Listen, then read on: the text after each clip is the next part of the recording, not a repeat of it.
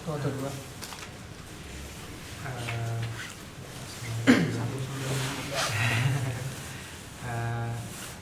saya akan melanjutkan pembacaan hadis. Sekarang kita sudah masuk hadis ke 108 dari kitab Riyadhus Shalihin.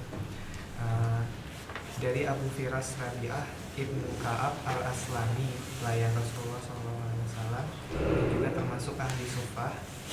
Di Sufah ini adalah tempat di belakang Masjid Nabawi, yang tempat tinggal orang-orang fakir. Itu bukan di belakang, di depan. Kata ini di belakang. Blunder terus. Nah itu ada beberapa riwayat itu di depan. Sebenarnya pintu depannya mana? Itu permasalahannya mungkin Di belakang. masjid ini. Mungkin masjid itu ini ya, tempat imamnya itu yang jadi ini, jadi Itu depannya betul. dia. Depannya. Nah itu salah mungkin, maksudnya persepsinya Persepsinya di mana. Bom. Itu depannya. Iya, Bukan depannya. saya. Blunder. Ya, kembali lagi. Jadi dari Abu Firas Rabi'ah Ibnu Ka'ab al-Aslami, pelayan Rasulullah SAW yang termasuk ahli Sufah, berkata, saya bermalam bersama Nabi SAW. Maka saya mendatangkan air wudhu beliau dan melayani hajat beliau. Kemudian beliau berkata, mintailah aku. Maka saya katakan, saya meminta menemani Anda di surga. Lalu beliau bersabda, ataukah selain itu? Saya katakan, permintaan saya hanya itu. Maka beliau bersabda, maka bantulah aku atas dirimu dengan memperbanyak sujud.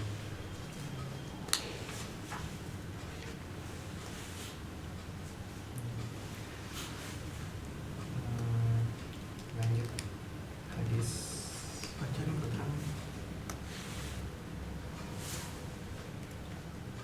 Keterangannya di sini memperbanyak sujud. Itu hadis ini mengandung isyarat bahwa Nabi SAW beristihad bersungguh-sungguh dalam memperbaikinya seperti yang lain, dan beliau adalah tabib yang berusaha menyembuhkannya. Seorang tabib perlu membantu pasien dengan apa yang ia pahami.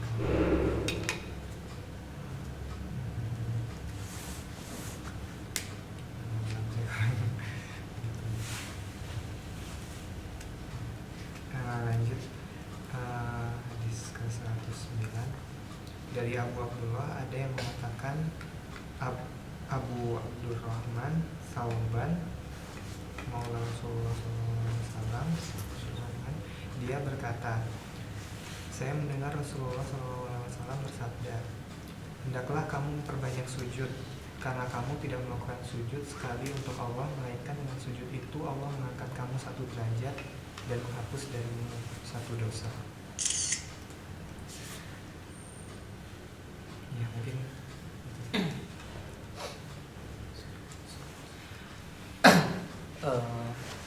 terima kasih. Selanjutnya mungkin langsung aja kepada Ustaz pribadi untuk menyampaikan berarti tentang 1000 amalan sunnah sehari semalam. Itu kurang lebih itu ya. Dipersilakan sampai ini kan 20.30 ya, sampai 21.15. Sisanya nanti kita tanya jawab. Ya, assalamualaikum warahmatullahi wabarakatuh. Waalaikumsalam warahmatullahi wabarakatuh. Alhamdulillah, nahmaduhu wa nasta'inuhu wa nastaghfiruh, wa na'udzu billahi min syururi anfusina wa min sayyiati a'malina, wa yahdihillahu fala mudilla lahu wa may yudlil fala hadiya lahu. Wa asyhadu an la ilaha illallah wahdahu la syarika lahu wa asyhadu anna Muhammadan abduhu wa rasuluh. Ya, ini seperti asli ya, disclaimer. Jadi disclaimer yang pertama adalah ini saya ambil dari buku ini ya, lebih dari 1000 amalan sunnah dalam sehari semalam. Jadi bukan kata saya gitu. Ini insya Allah pengarangnya, penulisnya Khalid Al-Husainan. Ini mungkin Bentang tahu mungkin, karena ini pernah dibahas waktu saya SMA. Buku ini dia pernah ada kayak kajian kayak tamat Ramadan itu atau SMA itu ngebahas buku ini. Kebetulan itu saya nggak beli gitu, Terus saya dikasih buku ini dari teman saya waktu itu. Nah, buku ini menurut saya bagus tuh karena ternyata gitu dalam sehari semalam itu ada lebih dari 1000 amalan sunnah kalau dikumpulin ya, kalau kita mau ngitung itu yang bisa dilakukan.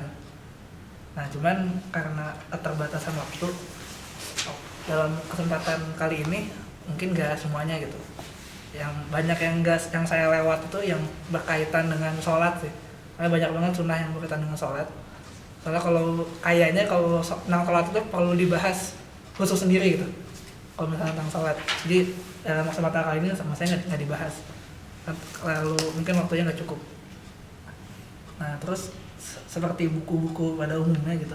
Biasanya ada pengantar itu ada dari penerbit, penerjemah, sama ada penulisnya sendiri gitu. Nah menurut saya ini menarik gitu. Menarik isinya, bukan karena pada 3 gitu, kan isinya tuh menarik.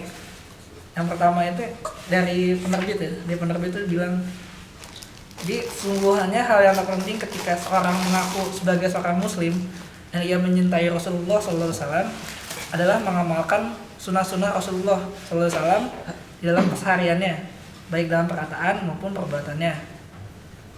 Itu berdasarkan firman Allah surat Ali Imran ayat 31 yang terjemahannya, katakanlah jika kamu benar-benar mencintai Allah, ikutilah aku, niscaya Allah mengasihi dan mengampuni dosa-dosamu.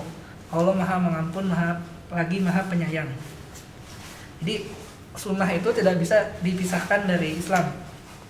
Jadi nggak ada istilahnya kalau ada kan sekarang tuh orang yang mengikuti Al-Quran tapi tidak mengikuti sunnah, itu tuh tidak bisa gitu. Jadi satu paket Quran dan sunnah itu nggak bisa dipisahkan. Kemudian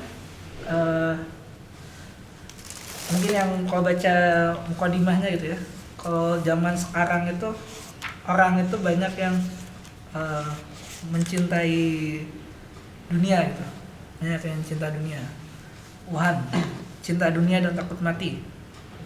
Nah padahal sesungguhnya gitu kan, kalau kita meninggal gitu, yang kita bawa itu bukan duit, tapi kan amalan gitu ya kan. Jadi uang yang kita kumpulkan itu tidak akan berguna lah ketika kita udah meninggal. Kita ngumpulin 10 juta nggak bakal dibawa gitu, walaupun ketika kita dikubur 10 jutanya ikut dikubur gitu kan, tetap aja nggak bakal dibawa kan.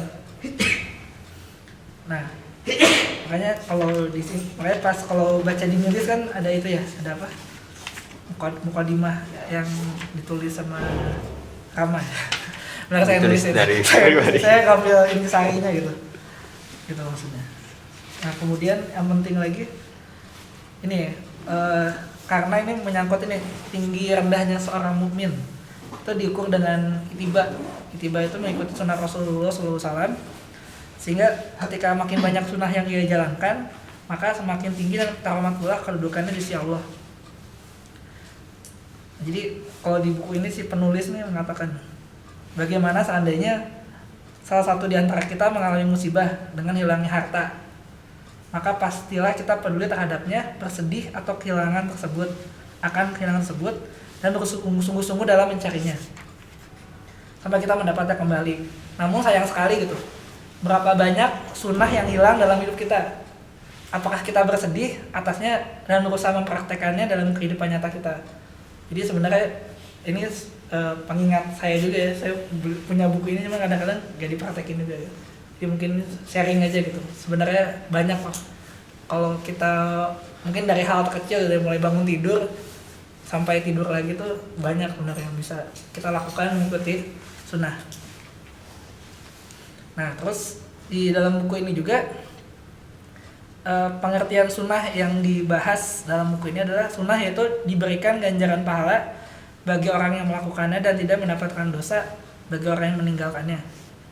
Walaupun mungkin kita tahu ya kalau sunnah itu kan mengikuti apa-apa yang dikatakan oleh Rasulullah SAW, cuman dapat diartikan juga ini diberikan ganjaran, tidak melakukan, tidak mendapat dosa. Atau sunnah-sunnah yang dibahas ini yang sering dilakukan dalam sehari semalam. Makanya saya ambil contoh, misalnya masuk kamar mandi ada kan, ketemu orang, itu sunnahnya seperti apa. Kemudian faedah-faedah dari berpegang teguh dalam menetapkan sunnah itu, yang pertama, dengan menerapkan sunnah kita akan sampai kepada derajat al-mahabbah atau kecintaan kepada Allah, kecintaan Allah kepada hambanya yang mukmin. Di al-mahabbah itu kecintaan Allah kepada hambanya yang mukmin. Kemudian sebagai penambal kekurangan dari pelaksanaan ibadah yang wajib. Yang ketiga, upaya pencegahan dari jatuhnya seorang ke dalam bid'ah. Yang keempat, sebagai bagian dari pengagungan syiar-syiar agama Allah. Di antaranya yang penulis tulis itu faedahnya ada 4 tadi, yaitu dengan menerapkan sunnah kita akan sampai ke derajat al-mahabbah, yaitu kecintaan Allah kepada hambanya yang mukmin, sebagai penambal kekurangan dari pelaksanaan ibadah yang wajib. Mungkin ibadah wajib kita itu walaupun kita lakukan mungkin sering kan ya, ada yang kurang gitu, misalnya kurang khusyuk atau kurang apa gitu. Dengan melakukan ibadah sunnah itu bisa nambah gitu, ibadah-ibadah kita yang wajib. Terus supaya pencegahan dari jatuhnya seseorang ke dalam bid'ah. Ini mungkin jelas ya, bid'ah kan melakukan sesuatu yang tidak dicontohkan. Jadi kalau kita tahu sunnahnya gitu, otomatis kita tahu dasarnya dari mana gitu. Terus yang terakhir, sebagai bagian dari pengagungan syiar-syiar agama Allah. Nah, sekarang masuk ke bagian yang pertama, yaitu apa aja sih sunnah-sunnahnya gitu. Beberapa yang akan saya bahas. Yang pertama, mengenai sunnah-sunnah ketika bangun tidur. Yang pertama itu mengusap bekas tidur yang ada di wajah dengan tangan. Jadi bangun tidur, bangun, jadi mengusap bekas tidur ada di wajah, mungkin ada apa sih, helai atau apa gitu kan, maksudnya apa sih namanya itu? Ya itulah ya. Pulau kapuk kayak itu kan di wajah kita di lap. Nah ini ada riwayatnya nih. Hal ini menurut Imam An-Nawawi dan Al-Hafiz Ibnu Hajar sebagai sesuatu yang dianjurkan berdasarkan hadis Rasulullah SAW. Rasulullah SAW bangun tidur, kemudian duduk sambil mengusap wajahnya dengan tangannya. Hadis riwayat Muslim. Kemudian berdoa ketika bangun tidur. Berdoa kan udah ada apa kan ya? Alhamdulillahirobbilalamin, ahyana ba'da ma amatana wa ilaihi nusyur. Segala puji bagi Allah yang telah menghidupkan kami setelah Dia mewafatkan atau menidurkan kami, dan kepadanya kami dibangkitkan. Ini berdasarkan hadis riwayat Al-Bukhari. Kemudian bersiwak. Dia riwayatnya adalah Rasulullah SAW apabila bangun malam, ia membersihkan mulut dengan bersiwak. Ini hadis muttafaq alaih dari Imam Bukhari juga dan Muslim. Kemudian beristinsar atau menyemburkan air dari hidung sudah menghirupnya. Dia beristinsar, dia mengeluarkan atau menyemburkan air. Jadi kita ambil air terus kayak dihirup terus dikeluarin lagi. Dia Rasulullah SAW bersabda, apabila seorang di antara kalian bangun tidur, maka beristinsarlah 3 kali, karena sesungguhnya syaitan bermalam di batang hidungnya. Ini sesuai dengan hadis riwayat Imam Bukhari dan Muslim. Kemudian mencuci kedua tangan 3 kali. Hadisnya, apabila salah seorang di antara kamu bangun tidur, janganlah ia memasukkan tangannya ke dalam bejana sebelum ia mencucinya 3 kali. Ini sama muttafaq alaih, hadis riwayat Al-Bukhari dan Muslim. Tadi mencuci tangan, mencuci bejana. Jadi mencuci tangan 3 kali sebelum masukin, istilah kan wudu zaman dulu pakai bejana kayaknya. Jadi sebelum masuk kali ya. Jadi kalau kita mungkin pakai wastafel di tangan dulu gitu.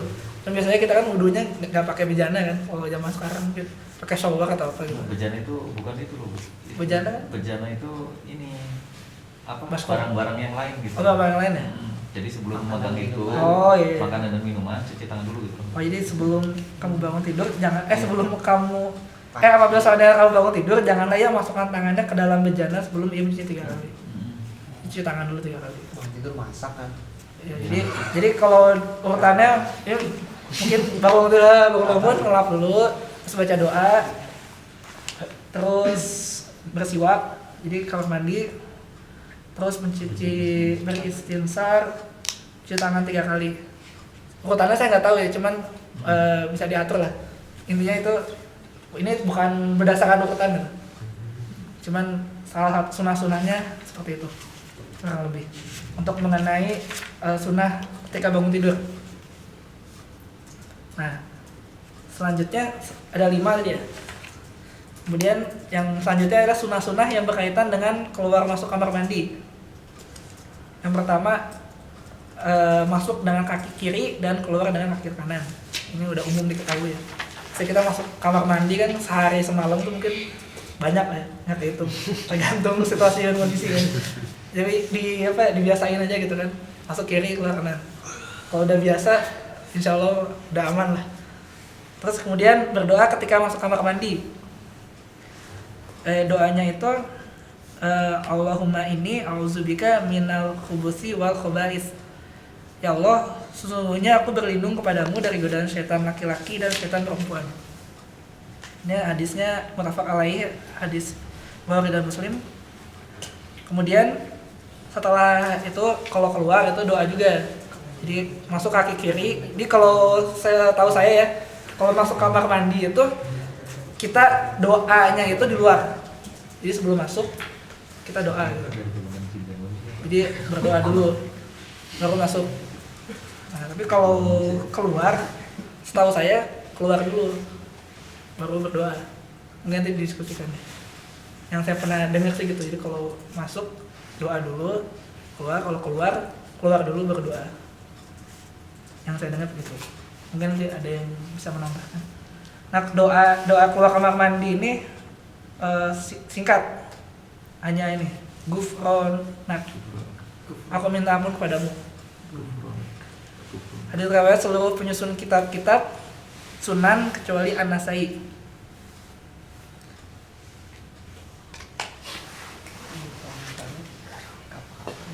Nah, ini ada di buku ini. Dan setiap kali keluar masuk dari kamar mandi dengan menerapkan sunnah-sunnah tersebut, maka ia telah melaksanakan 2 sunnah Rasulullah SAW. Ketika masuk mendahulukan kaki kiri dan berdoa ketika masuk, dan 2 sunnah Rasul ketika keluar mendahulukan kaki kanan, 2 ketika keluar. Jadi ada 4 sebenarnya sunnahnya. Terus makna dari al-hubusu wal khobais adalah setan dari jenis laki-laki dan perempuan. Berlindunglah kepada Allah dari kejahatan mereka, karena sesungguhnya kamar mandi adalah tempat tinggal mereka. Jadi kita berlindung dari kamar mandi itu tempat tinggalnya setan. Nah, kemudian lanjut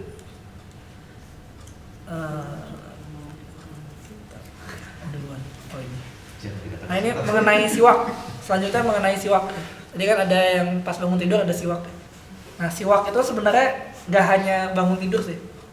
Dan juga bagi seorang muslim untuk bersiwak di berbagai waktu dalam kesehariannya. Menurut hadis Rasulullah SAW, kalaulah tidak memberatkan atas umatku, sungguh aku akan menyuruh mereka bersiwak setiap kali berwudu. Hadis riwayat Al-Bukhari dan Muslim. Nah, terus ada juga sebenarnya kalau apabila dihitung dalam kesehariannya, maka seorang muslim telah melakukannya tidak kurang dari 20 kali bersiwak. Jadi misalnya rinciannya setiap kali sholat 5 waktu kan, wudu kan, siwak. Terus sholat sunnah rawatib 12 kali, sholat duha, sholat witir, dan ketika akan masuk rumah. Jadi bersiwak itu ada suatu hal yang pertama kali dilakukan oleh Rasulullah SAW ketika akan masuk rumah, seperti yang diriwayatkan oleh Aisyah radhiyallahu anha dalam Sahih Muslim. Jadi kalau masuk ke rumah juga sunahnya sebenarnya bersiwak juga gitu.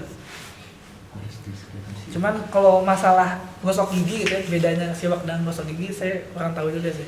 Apakah bisa digantikan gitu siwak dan gosok gigi? Saya kurang tahu, mungkin ada yang lebih paham nanti. Terus faedahnya bersiwak, yang pertama mendapatkan ridho dari Allah. Yang kedua membersihkan mulut, jelas ya, pasti kan tujuannya buat membersihkan.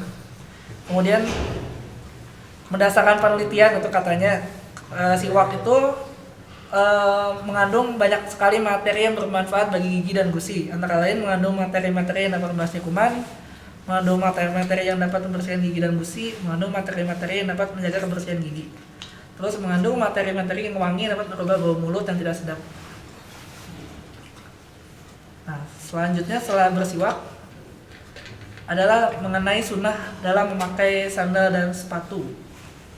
Masih 30 menit lagi ya. Jadi menurut ini mengenai pakai sandal sepatu mungkin sering banget ya kita kan pasti kalau mau sholat gitu atau apa atau dari rumah kemana gitu sandal sepatu atau mungkin kalau di lab yang harus lepas sepatu kan ada kan.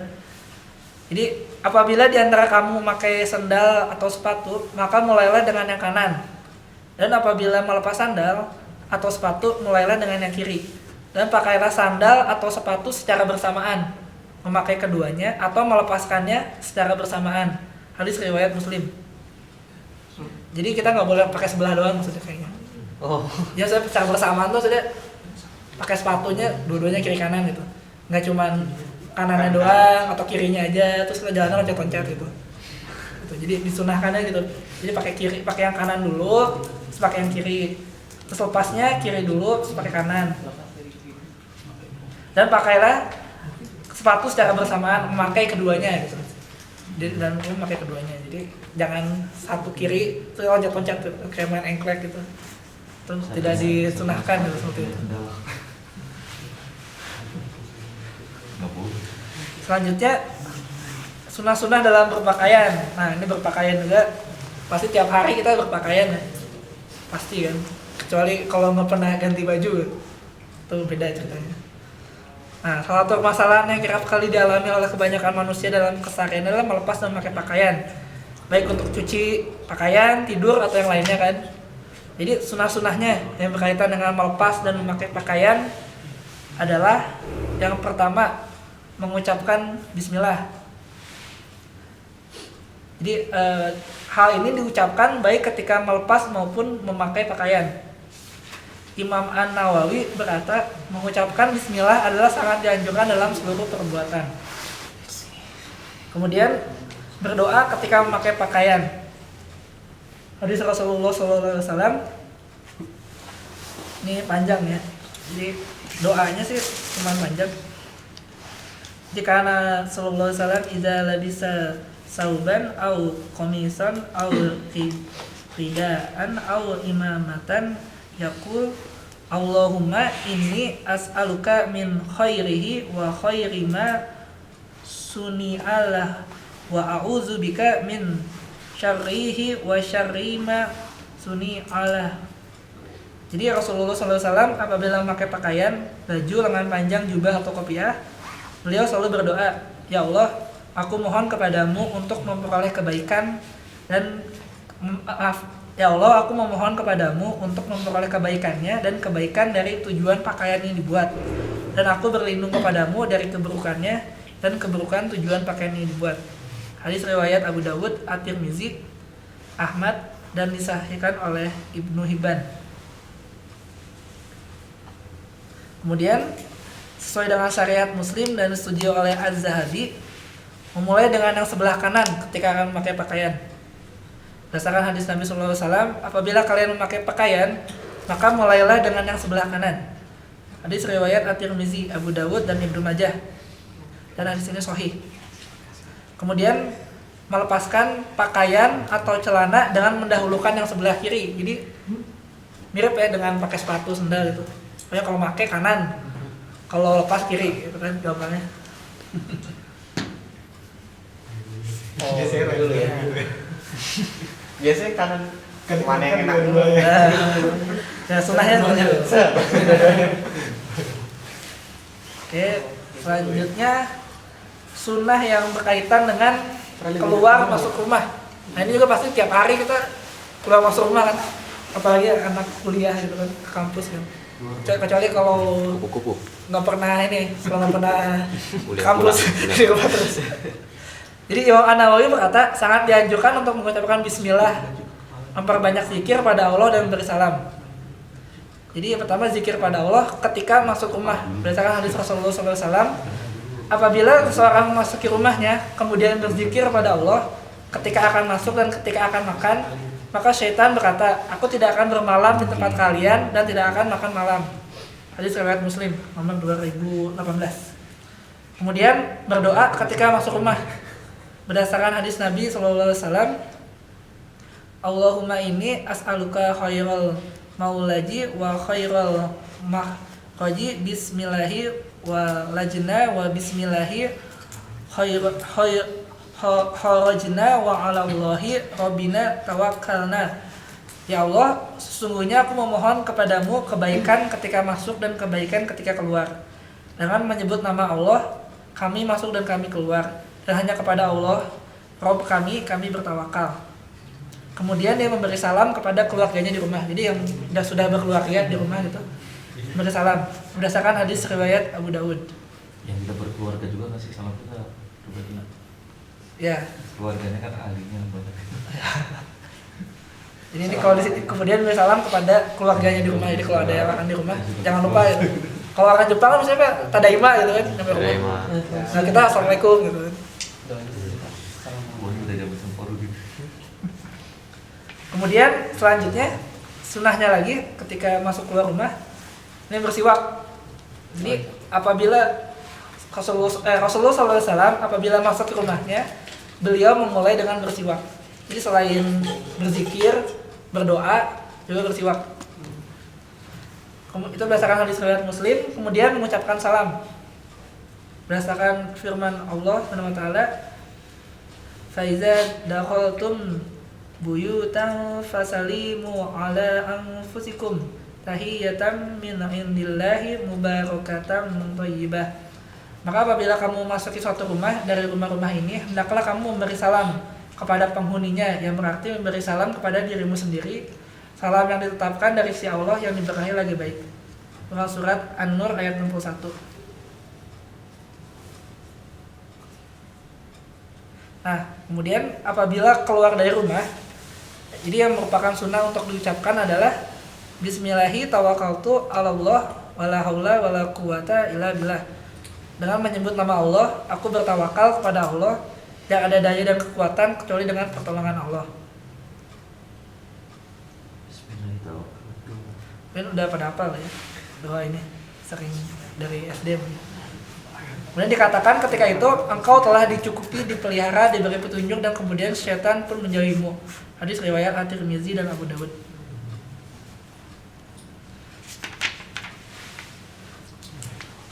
Oke, terus faedah apabila mengikuti sunnah tersebut ketika keluar dari rumah gitu. Jadi membaca doa tadi adalah seorang hamba akan mendapatkan kecukupan dari apa saja yang dapat membuatnya cemas atau khawatir dari urusan dunia dan akhiratnya. Kemudian seorang hamba akan mendapatkan perlindungan dari setiap kejahatan dan setiap yang dibenci, baik berasal dari jin maupun manusia. 3, seorang hamba akan mendapatkan hidayah, dan hidayah itu lawan dari kesesatan. Itu mengenai masuk keluar rumah. Selanjutnya Keluar kiri nggak ada. keluar kaki kanan kaki kiri. Di buku ini nggak disebutkan. Nggak disebutkan. Kiri dulu keluar. Iya, kalau nggak salah juga pernah masuk kanan, keluar kiri. Nah ini selanjutnya adalah mengenai sholat sunnah yang ditunaikan sehari-hari. Jadi sholat sunnah apa aja sih? Yang pertama sholat sunnah rawatib. Jadi sabda Rasulullah SAW, tidaklah seorang muslim mengerjakan sholat setiap hari 12 rakaat sholat sunnah karena Allah, kecuali Allah akan membangunkan sebuah rumah baginya di surga, atau dibangunkan baginya sebuah rumah di surga. Hadis riwayat Muslim. Jadi kalau menurut buku ini rinciannya yang 12 itu adalah sholat 4 rakaat sebelum sholat zuhur, 2 rakaat setelahnya, 2 rakaat setelah sholat maghrib, 2 rakaat setelah sholat isya, dan 2 rakaat sebelum sholat subuh. Jadi ulangnya, yang 12 yang menurut hadis Rasulullah SAW itu 4 sebelum zuhur, 2 setelahnya, 6 kan, 2 setelah maghrib, 8, 2 setelah isya, 10, dan 2 rakaat sebelum sholat subuh, 12. Kemudian sholat yang berikutnya adalah sholat duha. Sholat ini dibandingkan dengan 360 sedekah. Hal ini bisa terwujud karena di dalam tubuh manusia ada 360 sendi.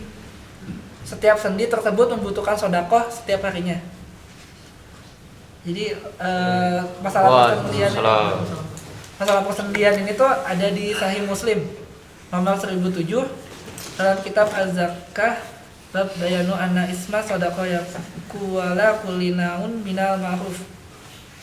Kemudian setiap sendi yang membutuhkan sedekah setiap harinya ini berdasarkan hadis Buraidah radhiyallahu an yang menyebabkan bahwa Rasulullah SAW bersabda, manusia memiliki 360 sendi dalam tubuhnya. Hendaknya ia bersedekah untuk semua sendi tersebut. Diriwayatkan oleh Abu Dawud. Jadi sedekah yang diperuntukkan kepada persendian itu sebagai perwujudan rasa syukur atas nikmat untuk mencukupi semuanya. Maka salat 2 rakaat itu sebagai sarananya. Kemudian faedahnya dari salat duha itu setiap pagi pada tiap, ini menurut hadis ya, setiap pagi pada tiap-tiap ruas persendian di antara kalian memiliki hak, yaitu sedekah. Setiap tasbih adalah sedekah, setiap tahmid adalah sedekah, setiap tahlil adalah sedekah, setiap takbir adalah sedekah. Amar ma'ruf termasuk sedekah, mencegah dari kemungkaran termasuk sedekah. Maka yang mencukupi demikian itu adalah salat duha 2 rakaat. Hal ini berdasarkan hadis riwayat Muslim. 2 rakaat. Nah, tenang dulu, belum selesai.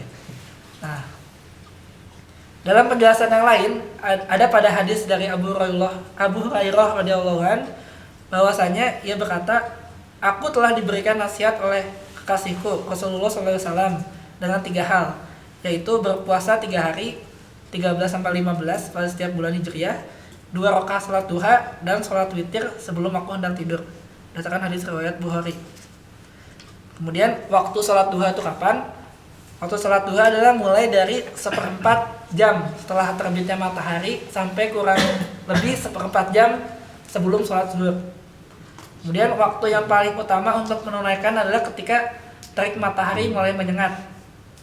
Jadi berdasarkan hadis Rasulullah SAW, salat orang-orang yang khusyuk beribadah adalah ketika anak-anak unta kepanasan.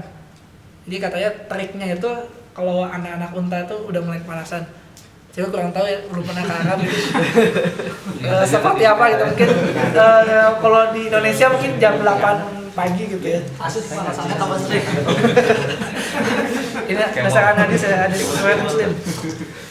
Nah kemudian jumlah rakaat paling sedikit 2 rakaat. Jadi yang 2 rakaat itu minimalnya 2 rakaat.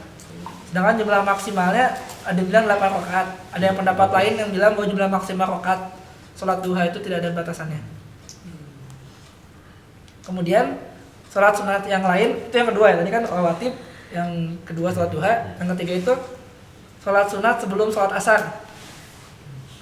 Jadi ini bukan termasuk yang 12 tadi ya. Asar ini nggak ada kan? Ya, ada. Salat sunat sebelum salat asar. Rasulullah SAW bersabda, semoga Allah memberi rahmat kepada seseorang yang salat sunat sebelum asar 4 rakaat. Kemudian salat sunat sebelum salat maghrib. Nggak ada aja kan yang 12 ini nggak ada kan? Sebelum maghrib ada tadi. Setelah. Jadi setelah maghrib kan yang 12. 2 setelah maghrib ya? 2 setelah maghrib, 2 setelah isya, 2 sebelum subuh. Oke. Ya kan? Yang hadisnya menyatu sama itu yang bikin rumah, bikin rumah di surga. Jadi kalau penjelasannya, jadi kalau di hadis mungkin sudah dijelaskan, cuman penjelasannya itu yang tadi itu penjelasan penulisnya yang termasuk 12 itu. Ada di hadisnya juga. Ada hadisnya, cuman kalau di sini sih nggak ada. Yang 12 itu ada penjelasannya. Ada penjelasannya lagi. Ada penjelasannya lagi. Kalau dibaca di ini di Kitab mana gitu ya? enggak di Muslim. kayaknya di Sahih Bukhari juga ada. Ada ya?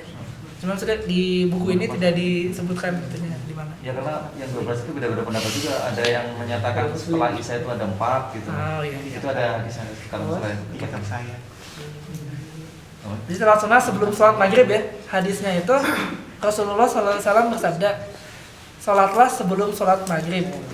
Pada ucapan yang ketiga beliau SAW menambahkan, bagi siapa yang mau. Kemudian yang kelima, salat sunat isya. Sunat apa ya? Sebelum. Jadi entar sebelum nih. Jadi hadisnya ini soalnya Rasulullah SAW bersabda, di antara 2 azan ada salat. Di antara 2 azan ada salat. Pada ucapan ketiga beliau bersabda, bagi siapa yang mau. Jadi dalam artian ini tuh adalah Dua azan itu adalah antara azan dan iqamah. Di itu di tafsirannya. Jadi maksudnya sholat sunat isya di sini adalah sholat sunat sebelum isya berarti kan? Kenapa khusus ke Isya? Karena yang lain itu ada ini ya, ada hadisnya. Ya kan tadi kan kalau yang sebelum asar ada kan, semoga Allah beri rahmat pada seorang sholat sunnah sebelum asar 4 rakaat. Di surat Abu Dawud. Kemudian yang sebelum maghrib juga ada kan, sholatlah sebelum sholat maghrib. Pada ucapan yang ketiga beliau sallallahu alaihi wasallam menambahkan bagi siapa yang mau. Kemudian ada lagi hadis itu, hadis lain. Di antara dua azan ada sholat, di antara dua azan ada sholat. Pada ucapan yang ketiga beliau sallallahu alaihi wasallam bersabda bagi siapa yang mau. Jadi kan subuh ada, terus zuhur ada, asar ada, maghrib ada, isya ada. Totalnya jadi berapa tuh? Sholatnya 12 ditambah itu. Jadi 22. Iya gitu. Jadi yang mungkin kalau berdasarkan kalau dibagi-bagi ya, kalau dibagi-bagi yang sebelum subuh 4 rakaat sebelum zuhur, 2 rakaat setelah zuhur, terus 2 rakaat maghrib, 2 rakaat isya, itu yang hadis yang pertama. Sedangkan yang antara azan dan iqamah itu kayak sering ada yang sholat antara azan dan iqamah itu adalah hadis yang bisa hadis yang terakhir juga bisa sih, atau ada hadis yang sebelumnya. Jadi istilahnya kita sholat tuh ada dasarnya gitu, bukan karena ikut-ikutan ya. Iya. Jadi bukan cuma sholat aja gitu. Kalau mengenai sholat sunnah setelah asar, nah itu agak kontroversi sih. Jadi ada yang saya pernah baca di majalah sih. Ada yang bilang boleh, ada yang bilang itulah pokoknya. Waktu yang dilarang. Ada yang bilang boleh juga loh soalnya. Yang apa ya? Sholat Setelah asar. Setelah. Iya.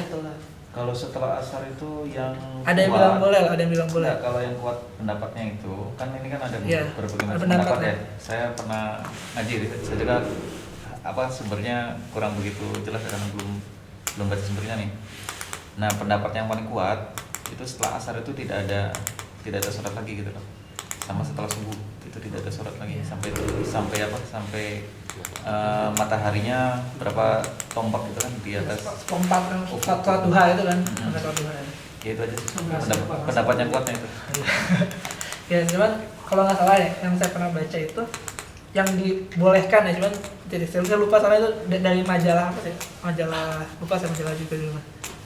Itu majalahnya ada ininya sih. Itu bahannya katanya bolehnya itu langsung. Jadi sholatnya on time gitu. Asar on time, langsung sholat. Bukan misalnya sholat misalnya di Indonesia kan asar jam 3 gitu ya.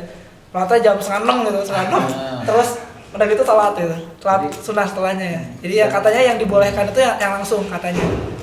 Cuma saya nggak tahu juga itu. Jadi maksudnya pendapat yang membolehkannya. Yang ada ininya, yang ada apa? Yang ada riwayatnya, itu yang kita pakai gitu loh. Ya. Itu saya pernah ngaji sebenarnya itu riwayatnya kuat sebenarnya. Yang setelah setelah asar nggak ada itunya tuh ada gitu loh. Dijelaskan aja tentang bab sholat itu loh. Nah itu yang paling kuat. Tapi kalau misalnya ada pendapat yang lain yang tidak ada nasnya gitu kan, tidak ada ininya, itu jangan dipakai gitu loh. Iya. Maksudnya ada kontroversi, ada setiap perbedaan pendapat kan. Iya. Cuman saya juga lebih berpendapat gitu mengikuti yang tidak ada. Kalau saya sendiri ya, mungkin kalau yang lain saya kurang tahu. Tapi ada juga yang apa sih, kalau misalnya habis subuh gitu, habis subuh misalnya udah emang sholat sebelum subuh itu sudah rutin sekali gitu orang itu. Terus tiba-tiba sebelum subuh itu nggak sholat gitu, nggak bisa sholat. Oh iya. Terus tiba-tiba di kodonya setelah subuh itu bisa, asalkan rutin. Oke. Masih 10 menit lagi. Masih 10 menit lagi. Masih cukup buat podcast. Oke, selanjutnya ini loncat ya. Udah tadi mengenai sholat, kemudian sunah-sunah ketika bertemu orang lain.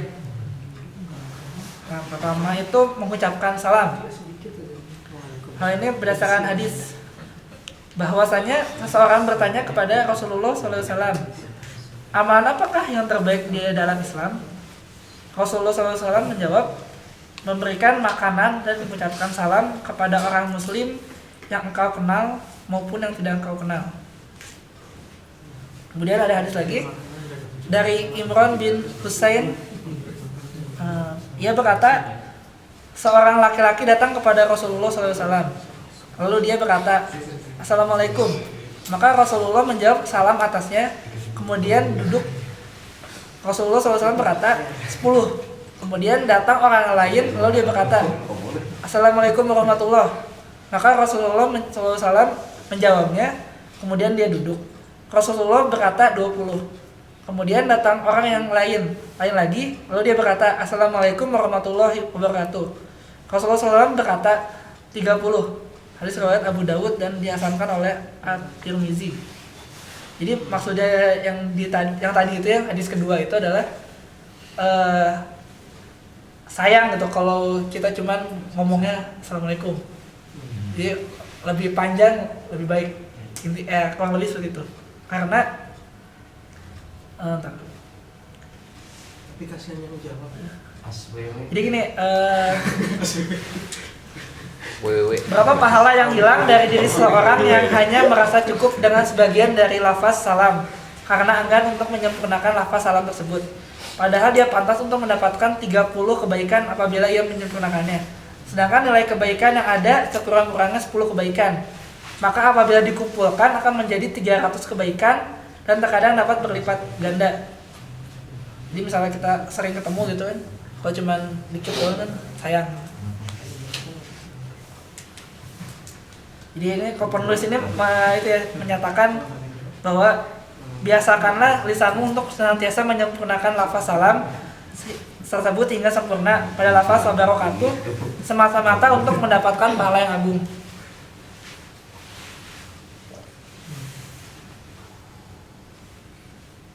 Kemudian jangan pula kita lupa bahwa yang termasuk sunnah adalah mengucapkan salam secara sempurna bagi siapa saja yang menghendaki untuk berpisah dari temannya.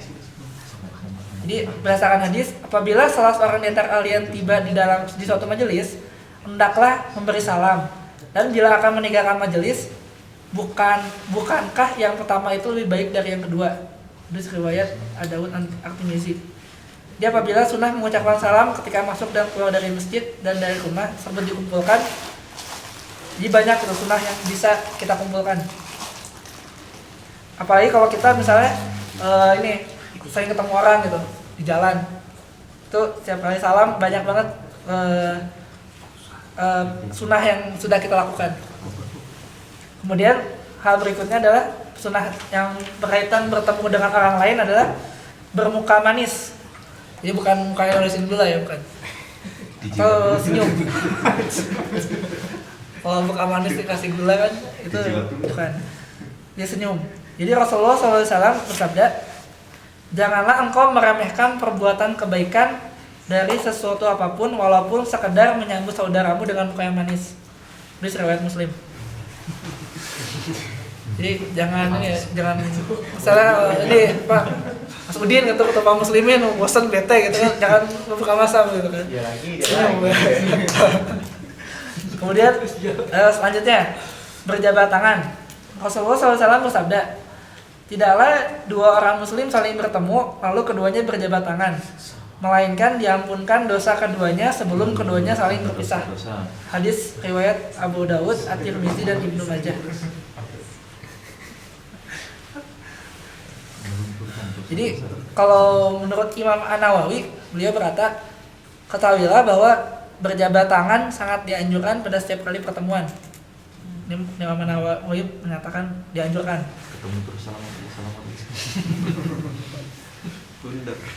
Jadi kita bersungguh-sungguh gitu, misalnya kita ketemu saudara kita gitu sama muslim, kita pertama itu mengucapkan salam pada orang itu, terus jangan lupa bermuka manis, senyum, dan jabat tangan. Kalau udah 3 itu, otomatis 3 sunnah udah aku dapat gitu kan. Benar. Cuman jangan itu ya, jangan ke lawan jenis salamannya. Itu nggak boleh itu. Kemudian berkata dengan kata-kata yang baik. Ini Allah Subhanahu wa taala berfirman, artinya aja mungkin, dan katakanlah kepada hamba-hambaku, hendaklah mereka mengucapkan perkataan yang lebih baik atau benar. Sungguhnya syaitan itu menimbulkan perselisihan di antara mereka. Sungguhnya syaitan itu musuh nyata bagi manusia. Quran surat Al-Isra ayat 63. Kemudian Rasulullah SAW bersabda, perkataan yang baik adalah sedekah. Hadis riwayat Al-Bukhari dan Muslim. Nah, kalimat yang baik itu maksudnya apa?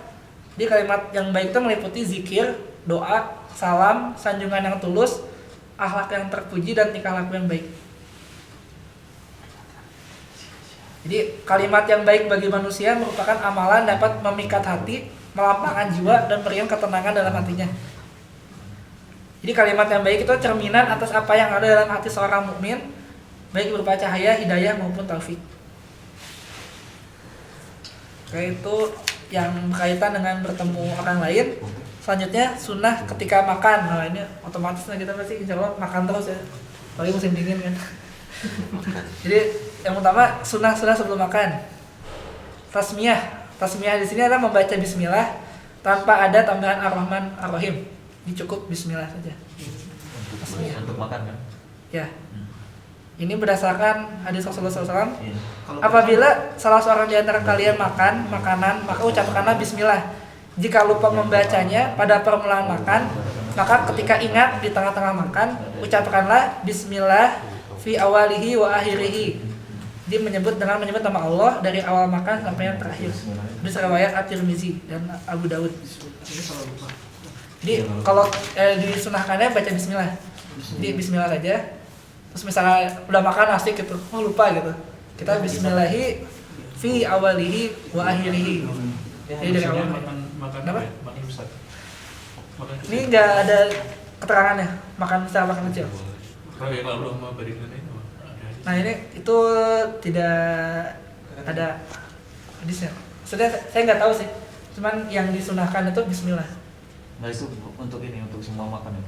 Kalau Bismillah itu yang baik makan kecil atau makan yang besar itu ya? Bismillah. Enggak, bukan Bismillah.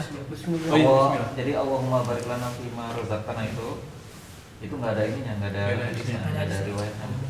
Jadi kan apa namanya, nggak boleh mengamalkan yang tidak ada gitu loh. Ini hadisnya tadi. Ini hadis riwayat At-Tirmizi nomor 1856, 1858, Abu Daud nomor 3777. Kemudian Itu perlu di ya itu ya kadang-kadang mungkin banyak ya sering doa-doa itu yang istilahnya tidak berdasarkan hadis. Mungkin pembahasannya minggu lalu ya. Yang pertanyaan itu kan pertanyaan saya. Kalau mengamalkan doa yang tidak berdasarkan hadis. Padahal harusnya kalau mestinya kan udah tersebar luas ya. Mestinya ada orang yang mengingatkan lah yang berilmu juga. Karena kan di TPA itu kan ada bukunya malah. Iya. Di buku agama juga malah ya. Jadi kan kesannya ini memang benar itu. Anak saya TK juga kan bacanya begitu. Sampai sekarang pun masih ya. Mungkin bagi Tapi kita ada yang membahas nggak tentang itu? Masalahnya masih ini kan ada di buku Hisnul Muslim juga tuh yang ada yang Iya. Sohar itu kan yang kecil itu bukunya. Yang kecil itu. Nah itu pernah dibahas juga sih itu tentang masalah itu. Itu yang dipakai TPA kan itu.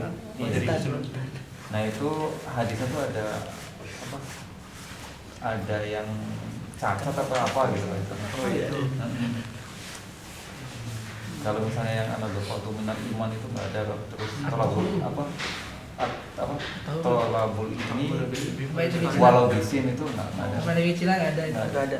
Adanya sampai dalam kandungan sampai akhir hayat. Karena itu tuh ada soalnya. Ya nggak ada yang apa?